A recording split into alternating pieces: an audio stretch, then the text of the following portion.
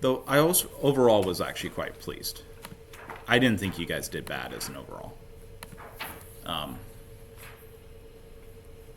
There's a bit, if you did really bad on the exam that you didn't felt like you did really bad, talk to me, and we can talk. There's a few things I noticed, a few of you, I don't want to point those out in the class, okay? That's not like, there's certain things I can't talk about, right? FERPA, yeah. Okay.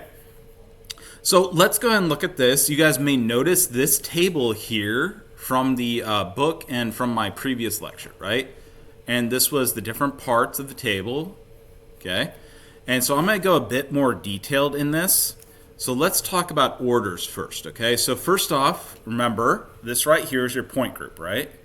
Okay, these right here are the Mulliken symbols for the irreducible representations, right? The IRRs, okay? Sorry, I'm just very confused on what that is.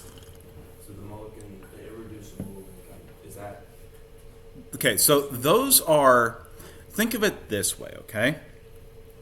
You have teams, right? And they have you in it, somebody else, right? Okay, so these are like the notation namings for those teams, okay? So the A1 is a symbol that tells us it has this irreducible representation, which is a 1, 1, and 1. Okay? A2 is then the symbol that tells us it has a 1, 1, minus 1. And we'll go a bit more detail with these right here in just a second, okay? But think of them as labels. They're labeling that it has this set of operators that does this to it. But all those only apply to the C3V? This exact operations and how they're done apply to C3V, but they have very, very similar, depending on if they have similar operation sets. Okay. So like you can have an A1, A2 for different things, like for example C2V, because they're both C3V, C2V. They have similar operators. You're going to see here that the A1 is very similar. Okay? The A2, again, is extremely similar and has similar places where it has negatives. It's similar operations that have negatives. So the Mulliken symbols for these irreducible representations have similar operations if they have the same Mulliken symbol. But they can't be exactly the same because, for example, we have 3 vertical reflections, right? This one doesn't have 3 vertical reflections. We have 2 vertical reflections that are in different orientations. Is it making sense? A little bit. Like, so think of them as like they have similar categories, but they don't always have the same person in them, right? Okay? So for example, on the wrestling team, there's probably like a lightweight, heavyweight, etc., right? Okay. And so the person in this may not be the same. So for example, you might have a 3 here, right? 3 vertical reflections and 2 C3s. We're not going to have a C3 and a C2V, right? That's just not what we have. But for the C, we'll have a 1, meaning it is symmetric in that. Okay? So it's still going to have the same sort of operations happening with the same symmetries happening. But it'll be that version of the operation. Is that making more sense? Yeah. Okay. Let's go ahead and get into the rest of it, and maybe that'll clear up the parts that you're not understanding. Okay? Okay, like this is the first out of 14. That's all about how this table looks. Okay? And the information that's coming out of this. So keep in mind, we look at these tables, they're like the periodic table. It's telling us a bunch of information about the physical world, all condensed into a nice table. Almost every factor of this table tells us something, right? Just like the periodic table, almost every factor of that table, the position, has been argued about and thought of to tell you things about the physical world, right? To tell you orbitals, to tell you properties, to tell you metals versus nonmetals, to tell you how well something loses electrons, to tell you everything, right? Okay, every property of it. So in this table right here, one of the key things we need to understand is we have orders. And these are going to be coming over here, where it's going to be the numbers that are in front of these different operators. And that gives you your order. Okay? So for example, our order here would be the 1 in front of the E, the 1 in front of the C2, the 1 in front of this, plus the 1 in front of that. Okay? And that would give us our total order for this. Now that order tells you some important things. For example, notice it's about 4x4 table, doesn't it? Okay? And so that order actually tells us the maximum order we can be for these things. Okay? So because everything has to be 1, 1, 1, 1, 1 here, we end up with a 4 here. Okay? A 4x4 table. Wait, sorry, is it reading up and down or that way? So the order, the easiest way to figure out the order is to go 1, these numbers here, and add them together. Okay, across. Okay? Or Across, right here. Okay. But E always has to be symmetric for everything. So because of that, the order is also told to you right here as well. Okay? And so your order actually shows up in both places because of that. Because of the limitations for E. Okay? Okay, and so the next thing we can go ahead and talk about is, by the way, this whole thing is called group theory. And this is how you can dissect, for example, you can dissect what various different orbitals are going to do from those orbitals and what they do. You can dissect different spectroscopy from that. And you can use parts and subsets of group theory. Okay? The whole thing, though, is group theory, if you ever hear that. Now, you can also, again, go down this. So if you take these values here and you square them and add them together, you're going to get the order value. Okay? So in this case, we square 1, we get 4 when you add all the squares up, right? We go through here, we square each of these. Notice squaring would cause those to become positive. And again, we'd get 4 again, wouldn't we? Okay? Mm-hmm. So, I'm moving to the one up top for C3B. So for that one, Mm-hmm. when you add them all up, like, You got it. So 1 plus 2 plus 3. yeah. So then why 6. isn't there like more, 1 squared. 1 squared again. 2 squared. 2 squared is 4. Plus 2 is 6. but aren't there supposed to be like 6 going down and 6 going across? Or did I get that You wrong? add up to the order. Oh, okay. Yeah. So there is 4 columns here because they're all 1s here. And they add up to 4. Yes. Oh, okay. That makes Here, because this is 2 and you square that, that's 4 right there. And so this can only have 2 more. Yeah. Is that making more sense? Yeah. Now, these are always square matrices. Okay? So whatever number of irreducible representations here you have to have the exact same number of operations coming across. They always have to be square matrices. Mm-hmm. So I'm sorry, for the top one, we have the A1E, which is 1, the A2E, which is 1. So adding those together, that's 2. Up here or here? The top, I'm sorry. Right here? Yeah. Okay, so 1 plus 2 plus 3. But then 2 squared is 4, and that's not. You don't square these. These don't need to be squared because these are the operations as you can do them. So for example, in a C3V, you actually have 2 C3 axes that you can have. Okay? And you have 3 vertical planes or reflections.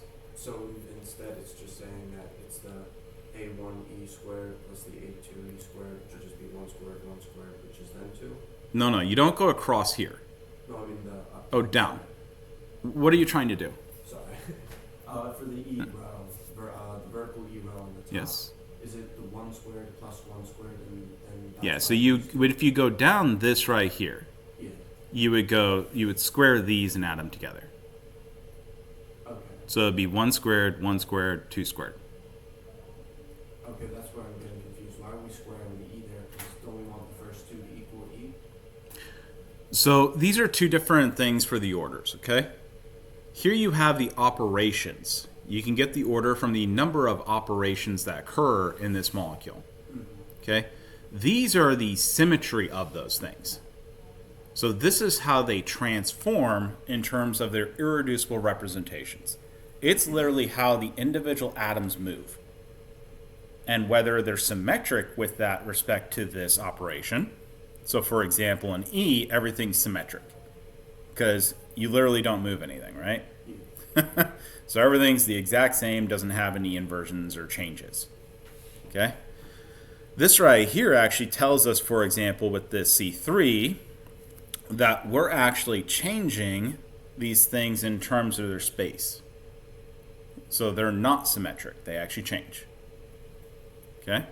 And notice that only happens in one of the axes right here, right? Okay. Okay. And so for that, it's telling us that we have a -1. Okay? And so, for example, this E right here, not same E is here, okay? These are not the same thing at all. These are operations. This is that I'm finally getting why you're confused and what's going on, why you're saying things. I'm like, what the hell's he saying? Because it had an E here, right? That's actually kind of unusual. Okay, but so this E here, that's an operation. That's just it being its identity. Yes, that is it being identity operation. Where it exists, right? And everything has an identity operation because it has to exist. Okay? This right here is a Mulliken symbol for an irreducible representation. Okay? This is a set of transformations. All right? And how they mathematically work on the orbitals. Okay? Actually, the part of these that is the most useful part of them, really, is you can solve these out in terms of Cartesian coordinates and in terms of orbitals, and that's what you get here. Okay? That's if you mathematically transform them into like useful physical coordinates rather than just is it symmetric or asymmetric in that rotation. Okay? Okay, is that making more sense? Yes. Okay. Will, is that making sense? You okay? Sleepy? Okay. All right. So let's come on down here. Do we have the orbitals? Excuse me, not orbitals. Do we have the orders? Okay, and cleared up. Okay. And so count across the top, right? Because those are operations. Okay. When you go down within an operation, these right here are how these different transformations are affecting the atoms. Okay. And you always have to square those to get the order. And the easy way to remember which way is which, if you start counting down, you have negative values here, don't you? So you can get negative orders. Not only does it not anything, but it anti-not does anything. Okay. And so that would be a problem. All right.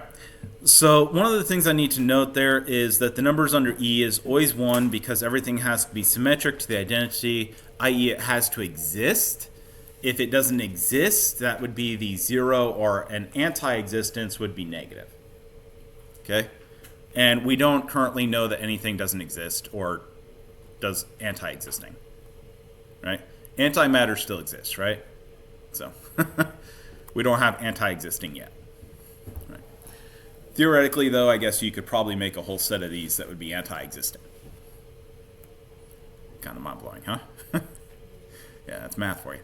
Okay, so let's talk about dimensions. We come down here. This is under your E. So again, if we just add these together, that's going to be the dimensions.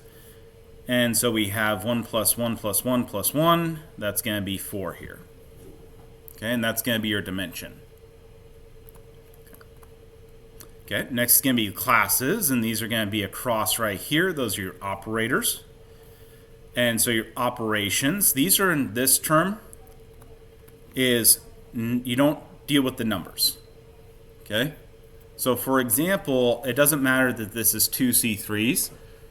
That's one class of operators. Right? Just like your one class. Even though there's 6 people in the class, you're still just one class, right? Okay. You're my C3s. Okay? Okay. Or my planes of symmetry, right? My reflections. Hopefully not actually just reflections. Do better. Okay. So for example, right here, we would have our reflections, right? Reflections. Okay. Okay. All right. So, there's always a full symmetry IRR. In this case, it's an A1 here, where everything's symmetric for that irreducible representation. It's typically put at the top of the table to make math easier and to just make life easier. Okay? So again, notice A1s for both of these are your fully symmetric one, and that's actually why it's referred to as A1, and because it's the fully symmetric one in those cases. Okay? But keep in mind that you can get character tables that you're not going to have an A1. All right? It'll have a different symbol, usually an A something, but not necessarily A1. Okay? Okay. And that has to be fully symmetric, ones across, completely. Right? So, by the way, that ends up kind of helping you figure out your classes to a degree, because one's across there. So note that a lot of these things end up doubling up on the table because of different limitations, right?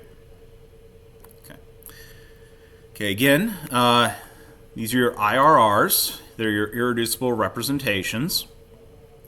And again, they're going to be the labels that encompass a set of operations, right? So they're going to be a sets of operations that are encapsulated together into this Mulliken symbol or IRR, irreducible representation. Okay? They're mathematically what the lowest point you can reduce those operations into.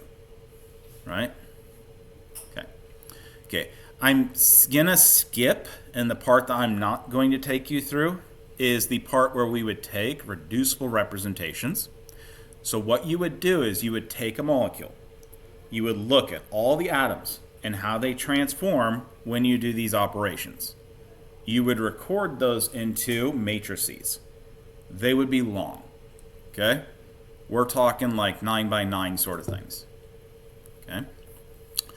And then you would mathematically transform these matrices using matrix calculations, and you would get a much reduced representation of that. Okay? It's actually kind of a simple matrix calculation in terms of matrix calculations, but you have to have some history in matrix calculations to have some idea. And so I'm not going to take you through the whole thing unless you guys really want to. Okay? Because ultimately that's just not that important for you. You're always going to be able to look at one of these tables, and I just don't see, unless you go to grad school, that you're ever going to need the ability to make one of these tables from scratch. Okay? It just, if you go to grad school and you want to do that, then you can teach yourself in about, I taught myself in an hour. All right? So, it would be a very niche career. You need to do that. What's going to end up happening here is that a reducible representation would be made. It would be the transformations of each atom. You would then reduce that down to a irreducible representation, which is the lowest mathematical form. Kind of like normalizing something, right? But with matrices. Okay? Okay. It actually, funny enough, boils down to you just going through and like doing the diagonal line. But, yeah. All right. And so is everybody okay with that? You have your IRRs. Remember, they're how the actual atoms transform because of these operations. Okay? And so they're telling you where the atoms transform in these operations. And these are telling you, for example, this right here transforms asymmetrically under this operation. This right here transforms asymmetrically where it's not matching up under this operation. Okay. Okay. Okay.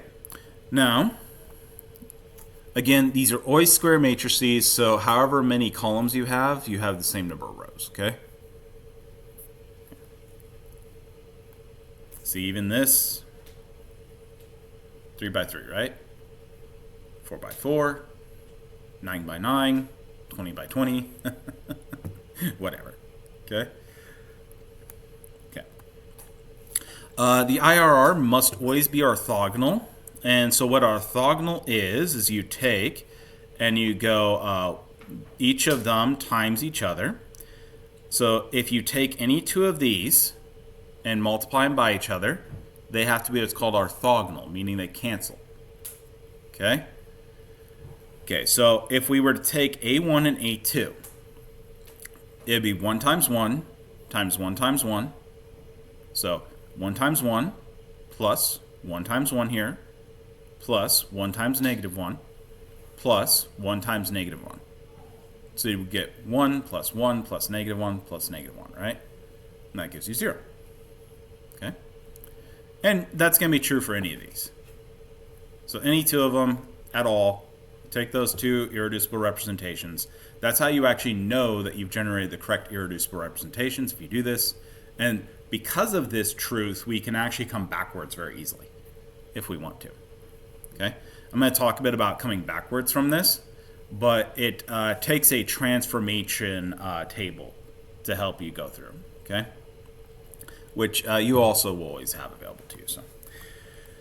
So functions for symmetry, symbols for Cartesian coordinates, and rotations are this stuff right here. This is actually these transformed into Cartesian coordinates. Remember what Cartesian coordinates are?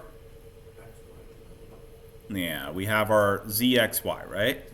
And where is the z-axis always? Well, the principal axis, right? Yeah. So whatever your highest order axis is, that's always your z-axis, and that's your principal axis, right? And so this right here is just a transformation of this. Okay?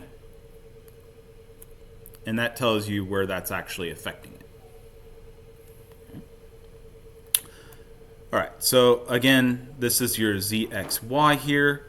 This is going to be translations. For example, if you have a movement that jumps the entire molecule up in the Z direction, so we shoot it up in the Z, that's transforming this operations like so. Okay? Which in this case doesn't really do anything. Right?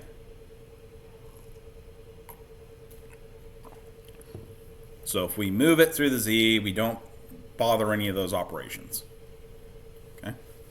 The other thing that does is the transition dipole.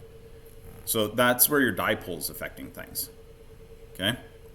So for example, that's where your IR active for this. So the Z, X, and Y has IR bands. Remember that last question I asked you? Where it was IR active, where it was Araman active? Okay, that's how you solve that. You just look at the character table, you look right here, and you go Z, X, Y. Those are IR active. Okay? I'm going to talk Raman in just seconds, but it's this stuff over here.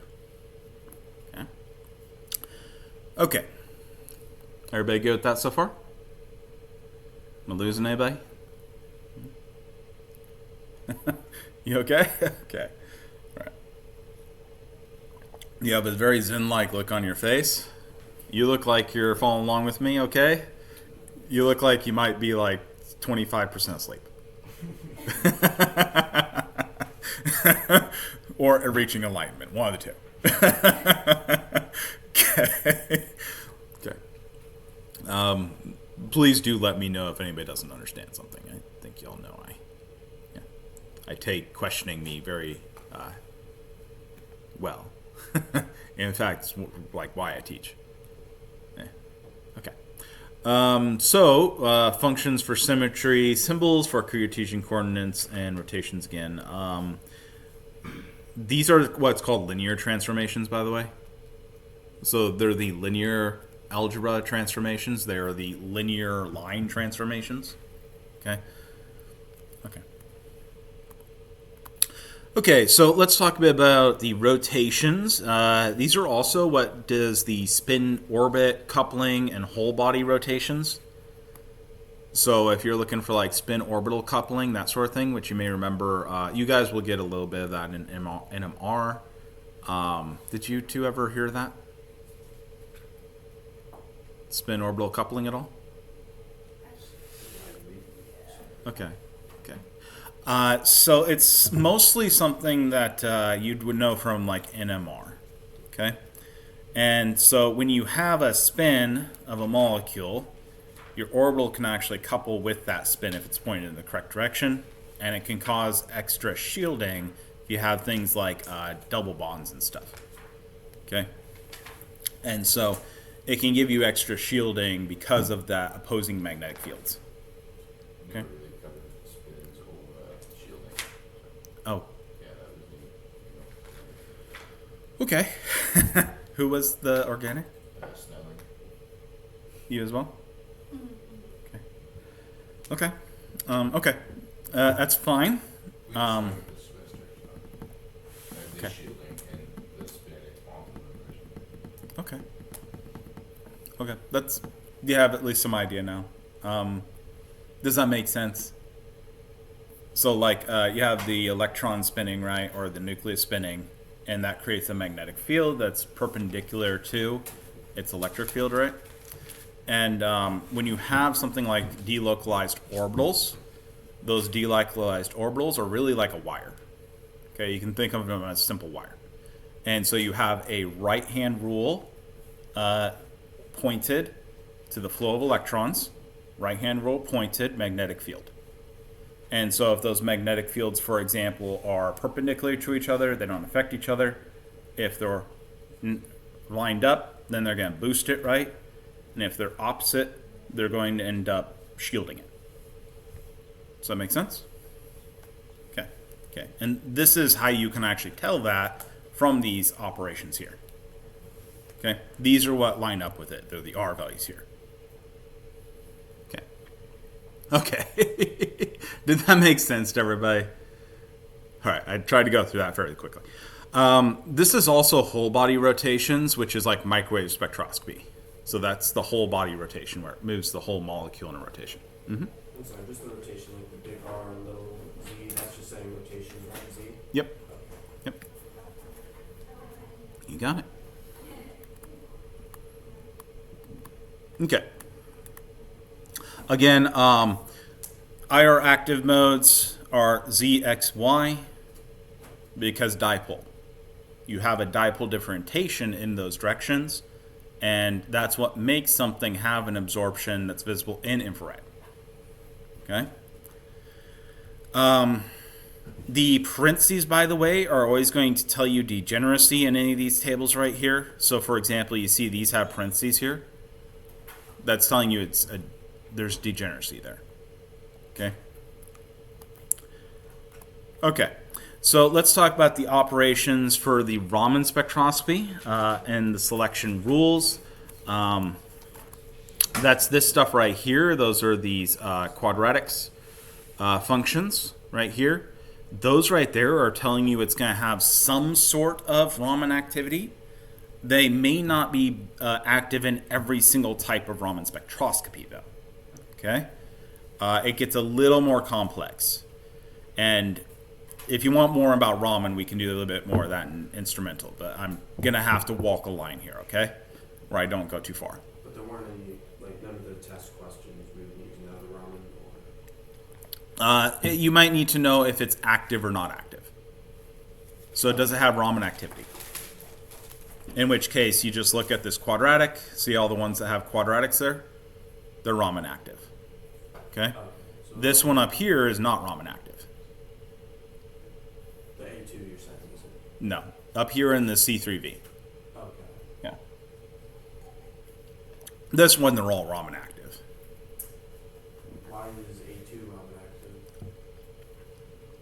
active? It's just how it affects these operations here. It's because you have a splitting of the plane here. So does it just have to be like the overall degree of it? Because it has like X to the first, Y to the first? Yeah, it just is period. If there's quadratic transformation that can happen, then it has some degree of Raman activity. Oh, Yeah. So if it has anything in here, it's Raman active. okay. Okay. Now it may be differently Raman active in different conditions. For example, if you took polarized light and depolarized light here, you'd see some of these symmetries actually separate and become much weaker. And so you'd actually get some of these right here, the ones that are more symmetric, would have large peaks. The ones less symmetric, less peak. And you'd see all the peaks shrink for some of these molecule groups, molecule symbols here. Okay. And if you broke down the Cartesian coordinates here, that would actually tell you that right there. Okay, you could actually determine exactly what Raman operations would change these from these Cartesian coordinates right here. Okay. Okay, so the best way to say that, by the way, is that it's operators for Raman spectroscopy selection rules. But if they fulfill selection rules for Raman spectroscopy, then there are some degree of Raman activity. Okay? Okay. But you don't want to commit to they will show up in every Raman spectrum. Okay. Note the difference in language there, right? All right. Again, parentheses are indicating degeneracy again. So these are the functions for the symmetry symbols for square and binary products, in case you're wondering. These are the cubic functions right here. So remember how you did in math, linear, quadratic, cubic? Yeah, these are linear, quadratic, and cubic. You will see that most tables just drop these because they're just not that important for most people what they want. So for example, the table up here kind of just drops some of that stuff, right? Yeah. And doesn't actually list them individually.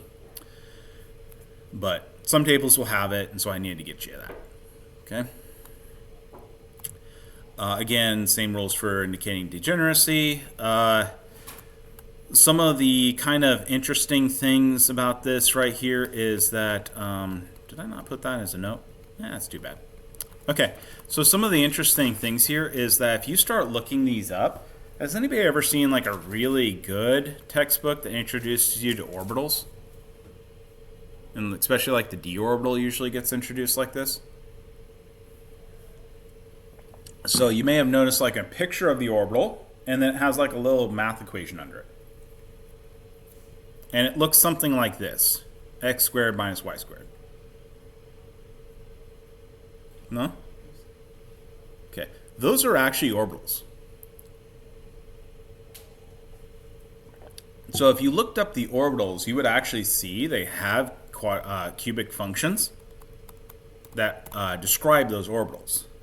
And these cubic functions correspond to those. So these are how the orbitals are affected by these molecule symbol sets of operations. And this is the reason why the molecule symbols are interesting, is because they correspond to transformations and things like orbitals and dipoles and stuff that we care about, right? Versus transformations, and we don't really care if a carbon ends up turning like this, right? That doesn't really matter, does it? But what does matter is if the dipole changes and all of a sudden now we're absorbing infrared light. That absorption of infrared light means that we recycle more infrared light that's supposed to escape the planet, and now the temperature goes up by 1 degree. We care about that, don't we? Okay? Or that's the entire greenhouse effect, by the way.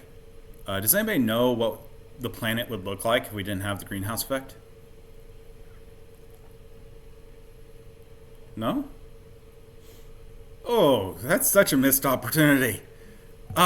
Okay. So we have, anybody know the planets? Okay, what's the planets? Mercury, then we have Venus, then we have Earth, and then Mars. Okay.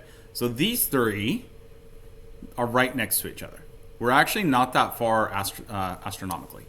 Okay.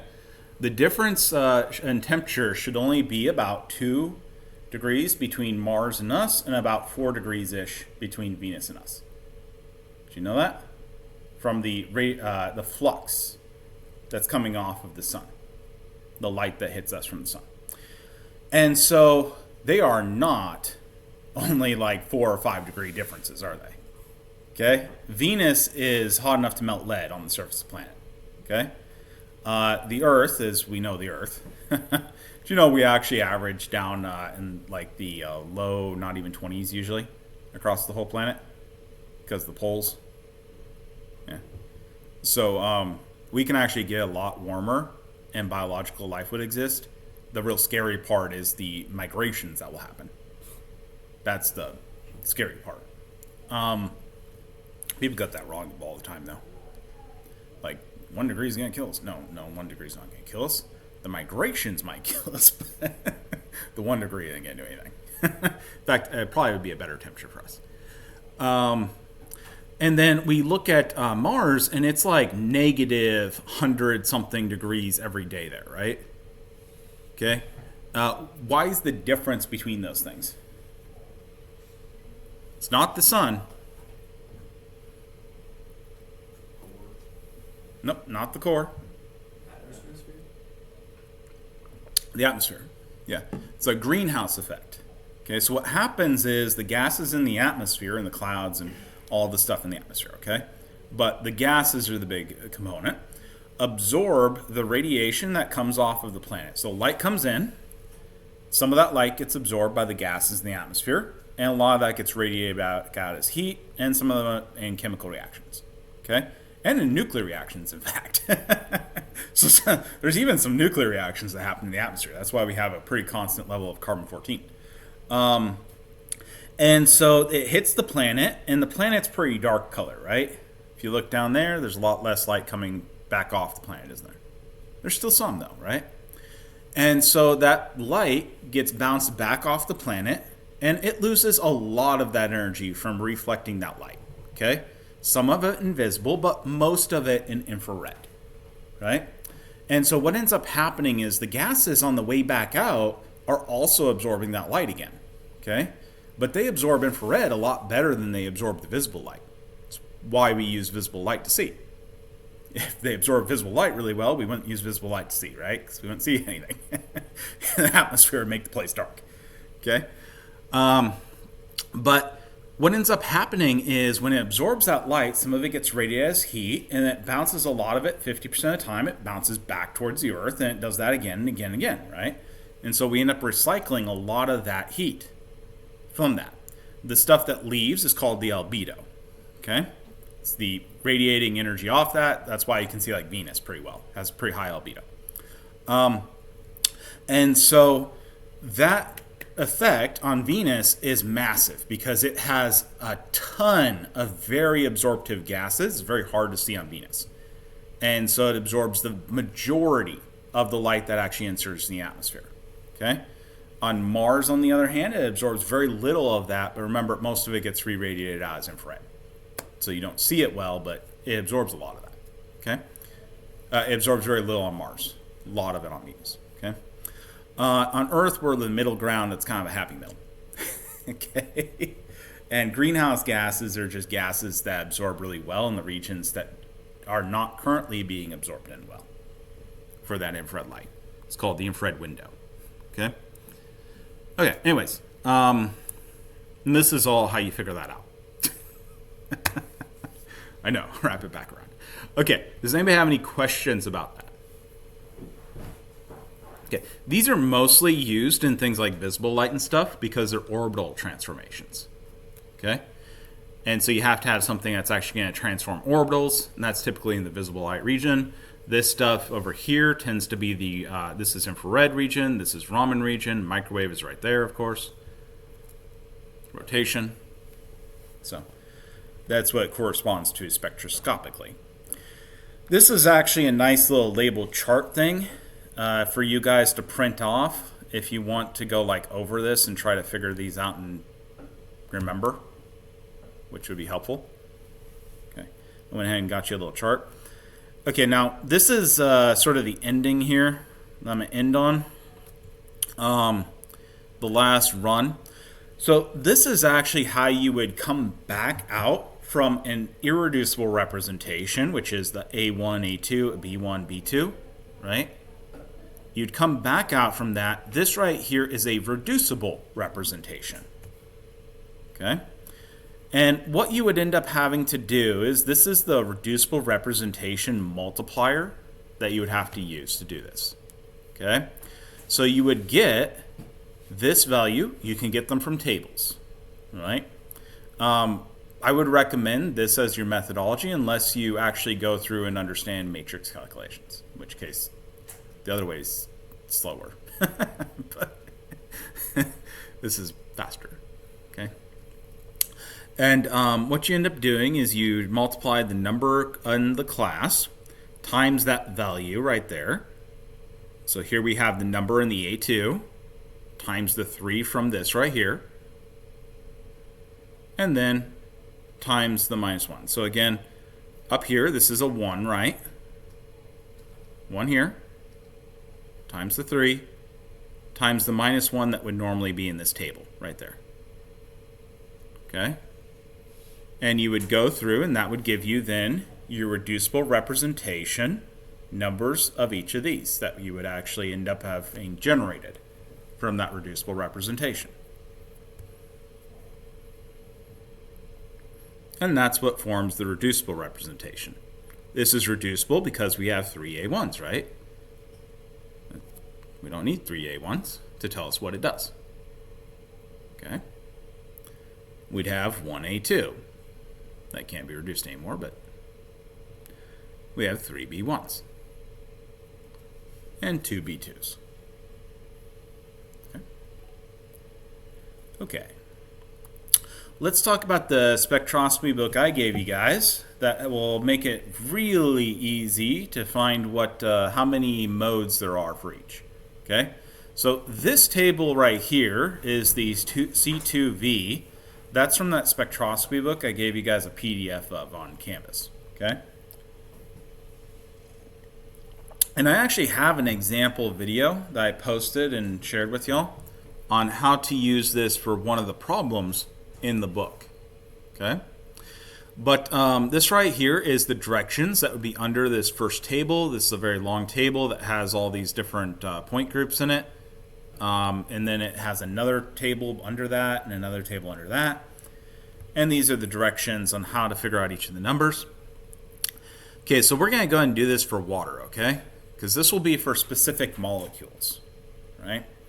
And this is how you're going to be able to tell how many of the A1 vibrations there would be, how many of the A2 vibrations there would be, B1, B2 vibrations, okay? Now keep in mind that if, for example, A1 in the C2V, that is what active? IR active and Raman active. So any vibrations you get for the A1 are IR and Raman active. Okay? Remember how I was like, it has 3 vibrations that are infrared active. Which of these point groups could it be? So what you should have done for that problem in the exam is you use this table here that corresponds to those. You'd figure out what the numbers in each of these things is, and you'd go through the point groups that are listed as options, and you'd see which of them would match up as giving you that number of IR active. Okay? Okay, so let's try it real quick, okay? We're going to do it for water because it's something simple that you guys can see in your head pretty easy. Okay? Okay, so water C2V, right? You okay with that? Okay. Okay. So first let me point out, does anybody remember the 3n minus 6? What does that mean? So the degrees of freedom for any molecule are the number of atoms times 3. Because there are 3 dimensions in this universe, right? Things can move in 3 different directions. 3n. Okay? That's the degrees of freedom. In water, we have how many atoms? 3. Yeah. Mm-hmm. But I'm sorry, you said it's the degrees of freedom is 3 times the number of atoms, and what? Yes, that's it. Oh, just that. Okay. Yeah, that is what degrees of freedom are. It literally is that you can move in 3 different directions for each atom, right? So each atom can move in 3 spatial directions. And that's its degrees of freedom. Okay. Now, in those motions that you can make, what happens if I move all the atoms up? Z translation. Exactly. It's a Z translation, right? Another translation, right? Another one. Okay? And so those are your translations, aren't they? And there's 3 of them because we have 3 dimensions. Okay? What if I go like that? So it's a rotation, isn't it? Yeah. And so there are 3 rotations. And that's the -6. It's degrees of freedom minus 3 rotations, 3 translations. Okay? If it's linear, then it's a -5 because there's no difference in 2 of them for linear.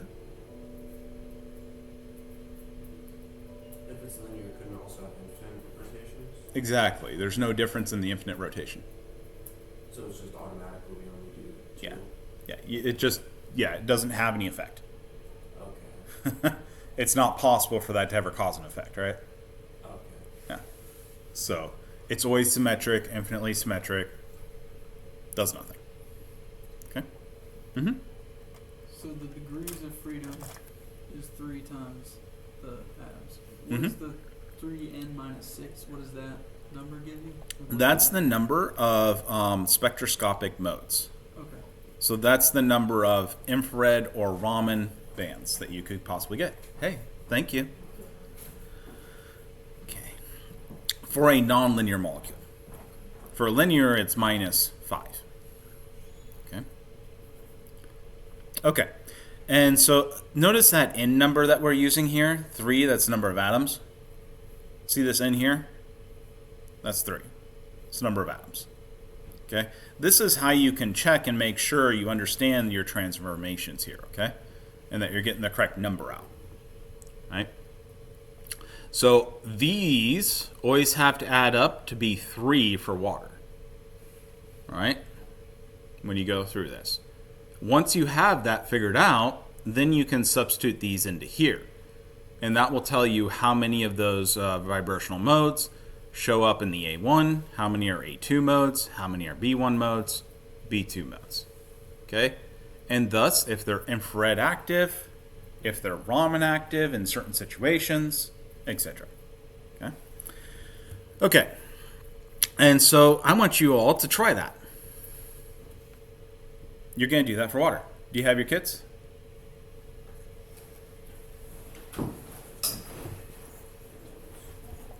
You don't necessarily need your kits here, but your kits will make your life a little easier. If you want, you can grab a kit from the other room if you don't have it.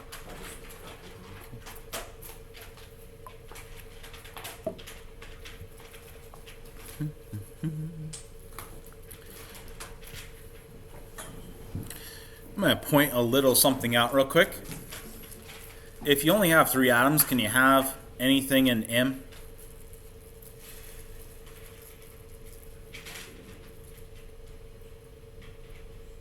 Three equals 4x. What does x have to be? Can it be a 1? No. So we can't actually have anything in M. So you can actually skip that one for this. What is M? M right here is always the number of sets of equivalent nuclei, not on any element of symmetry. So in this case, all of our we have to have an element of symmetry on every single atom for this. And that number can't be fractional? No, because it's the sets of equivalent nuclei. Equivalent nuclei are going to be nuclei the same. For example, hydrogens here are equivalent, right? Oxygen would be one set of equivalent nuclei because it's 1. And so we can't have a number for M because it always has to be a whole number, which is a number of nuclei, right? Yeah. Keep in mind that you can't have fractional nuclei. So.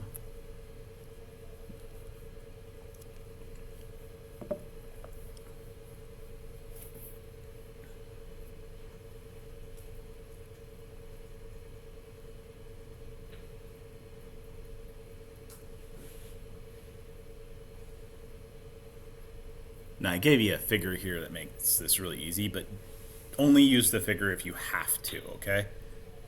Try to identify things yourself.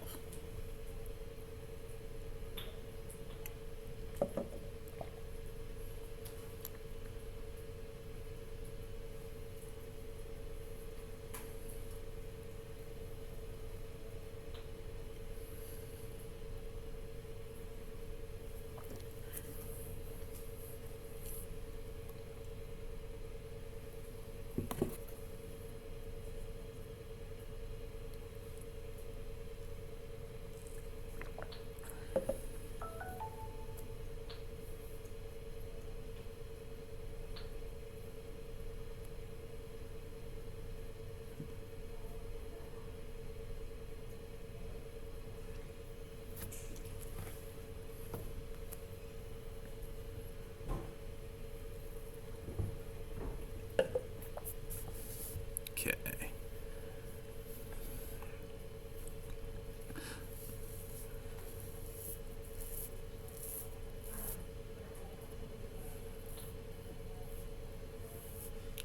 I would actually start with M0. So what is M0? 3. So what is the definition of M0 again? Lying on all symmetry elements present, right? So you have a symmetry axis, right? Okay, which is going to be your rotations, right? Your C2. Okay? And so what's lying on that? 1 nucleus. One nucleus or oxygen, right? Okay. And then you have 2 planes, right? Or 2 reflections. Okay? And then oxygen lies on all those, doesn't it? Right. Also, if you look at here, the use everything that's available to you. So this is number of nuclei lying on all present symmetry available. Like that can only be the one in the middle, right? Yeah. Yeah. And so the M0 is 1, and then you have these 2. Uh-oh. Oh, wait, so the M0 is only 1 because that's Just oxygen. okay, because that's the only one that's along like our principal axis. That's the only one that's on both reflections around the principal axis. And the principal axis. Okay. Yeah. Yeah. It has to be on all 3 of those things. Okay. Yeah. And so that's the only one, right? Yeah. Your principal axes, by the way, are usually where you'd want to start for these things because they're lines, right? So they have less stuff that they're going to hit.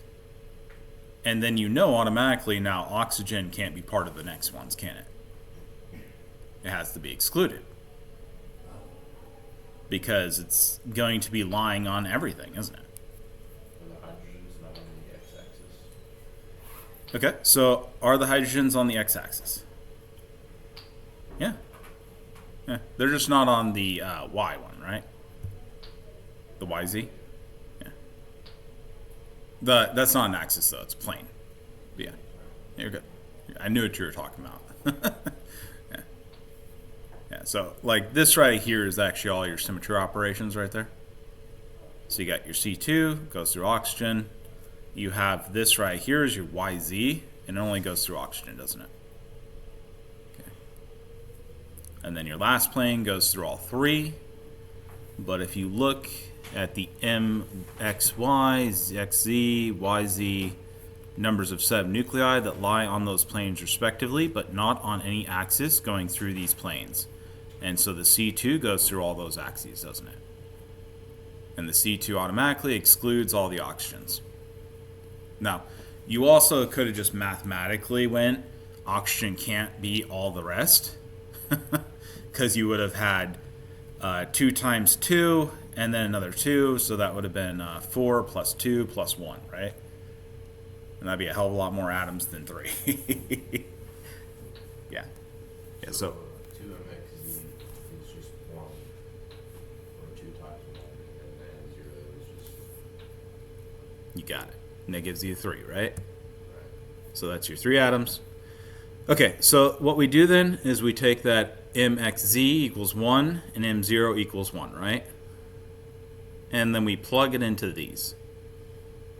Okay? And the other ones are just 0, so. Exactly. We can just ignore the rest. What did you say M0 was? It's the oxygen, so just 1.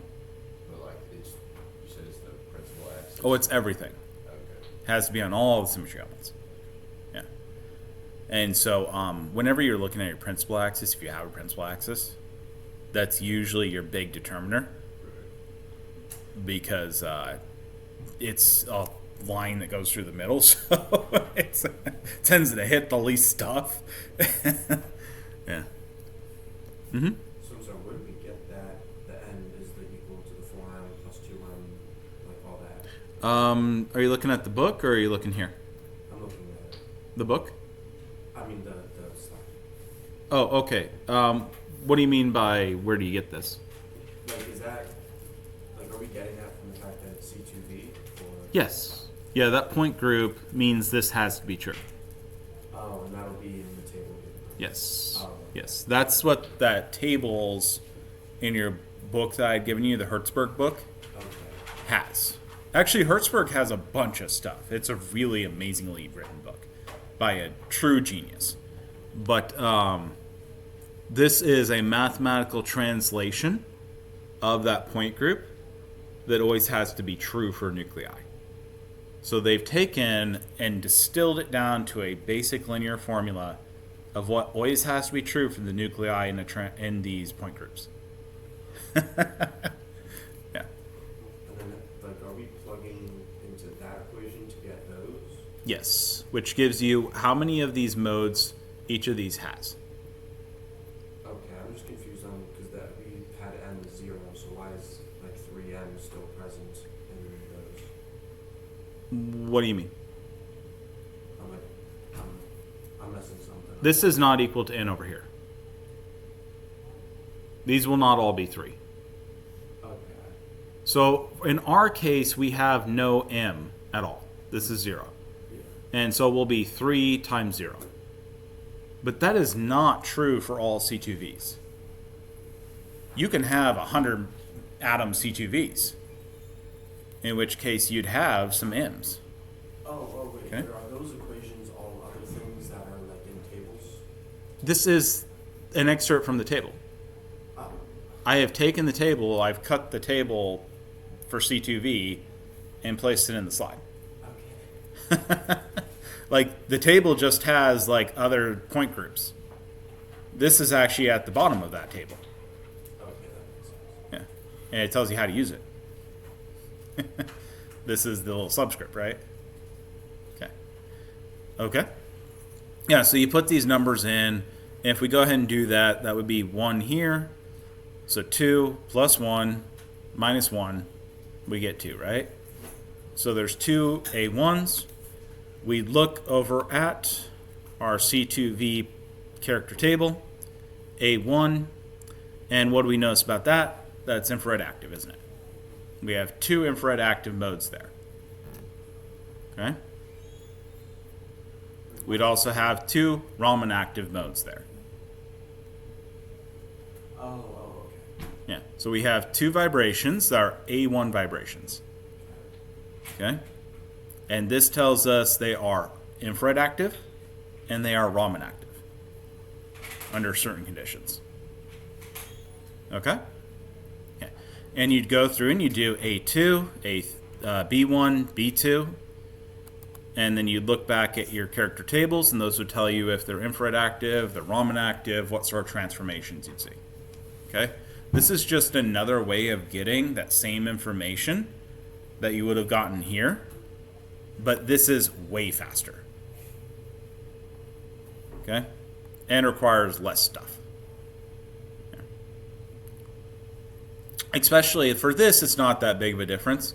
But if you were to do this for high symmetry problems, like OH or something, this becomes hours faster than the other way. It's just ridiculously faster. So much faster that when I was going for my ending testing for my PhD, I actually got accused of cheating. Person said we could use whatever book we wanted. I opened this, handed the problem in 5 minutes, and he brought me up for cheating. Yeah. So. And then my advisor laughed in his face. So he got really pissed off and tried to tank my dissertation, actually.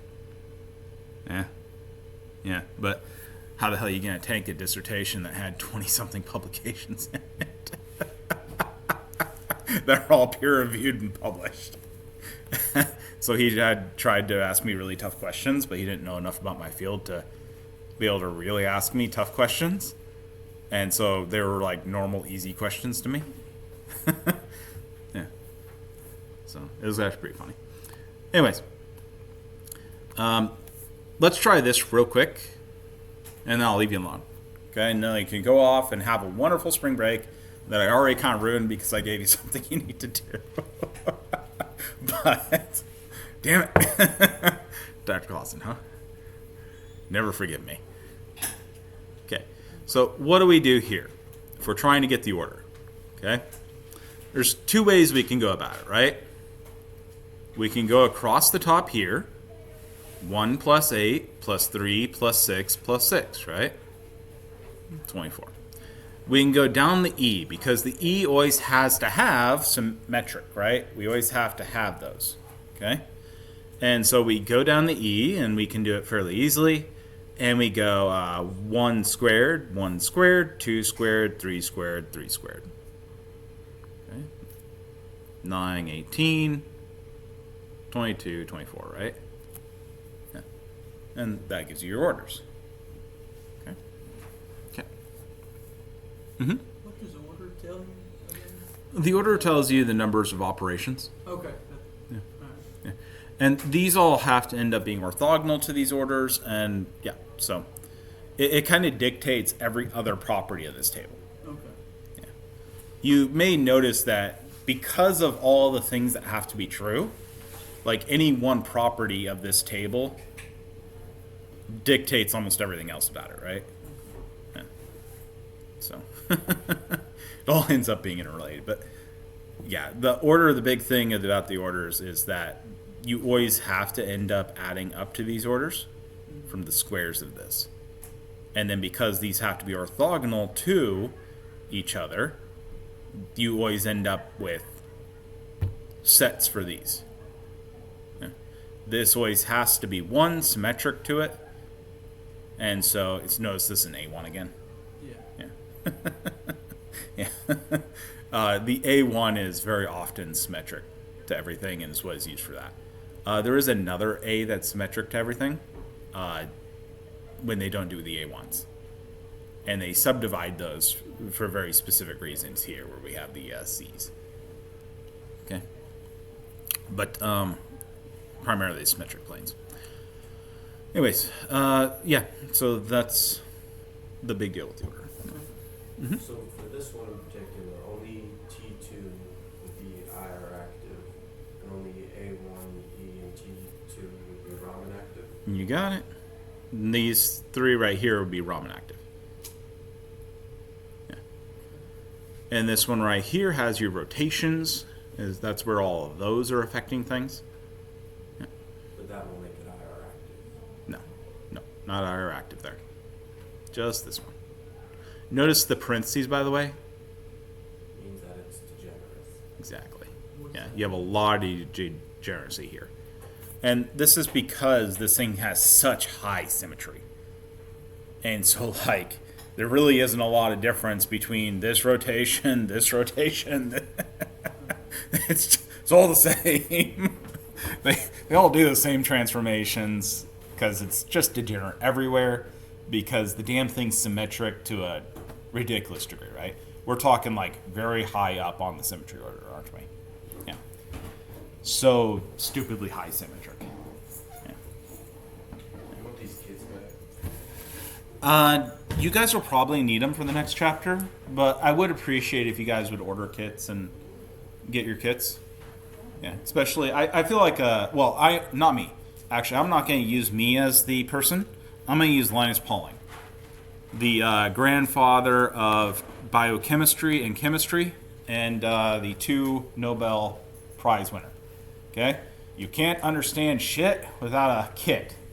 Okay, said it during his first Nobel Prize winning. So, Linus Pauling tells you need your damn kit. Okay. Okay.